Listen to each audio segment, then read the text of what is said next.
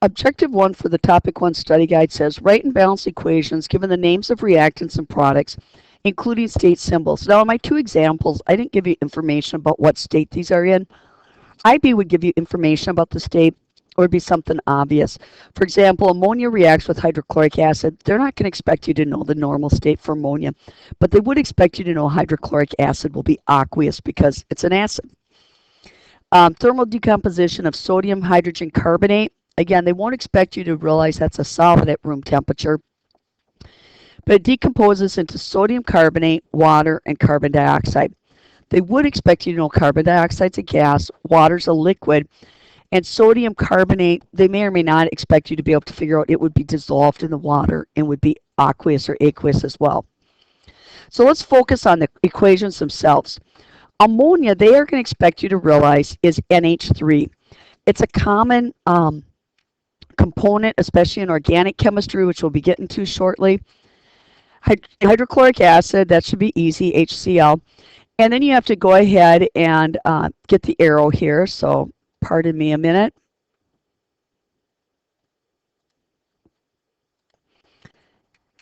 So then what's this going to become? Well, the NH3 is going to pull the hydrogen off because it's a weak base.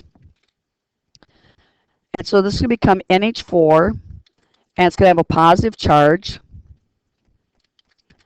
And that's going to leave behind the Cl minus. Now, if you just went ahead and combined them instead and listed your product as NH4 Cl, that's fine. But if you list it as the two separate ions, make sure you put the positive and negative charges on those ions. Then the thermal decomposition of sodium hydrogen carbonate. IB is not going to give you a list of polyatomic ions. By the time you get through 2 years of chemistry, you should recognize these. Now, hydrogen carbonate is not one we use a lot, but carbonate, CO3, is. And carbonate has a -2 charge. It needs 2 electrons. So hydrogen carbonate, it should not be a big stretch for you to realize. Hydrogen provides 1 electron, so hydrogen carbonate is HCO3 with a -1 charge. So sodium can provide the other electron, and you would have NaHCO3 for sodium hydrogen carbonate. It's going to decompose, so go ahead and put the arrow here.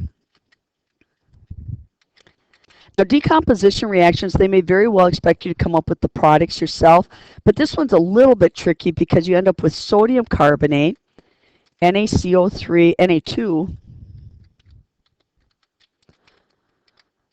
CO3, sorry about that, Na2CO3, and then it tells you you also have water,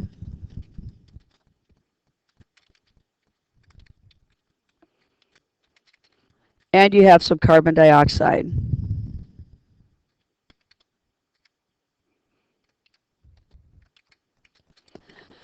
Make sure you check, this one isn't balanced. The first one balanced on its own because it was a synthesis basically.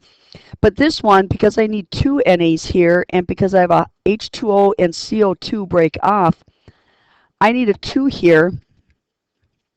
Takes care of my 2 NAs, takes care of my 2 H's, and this takes care of my other CO3, so I am balanced at that point.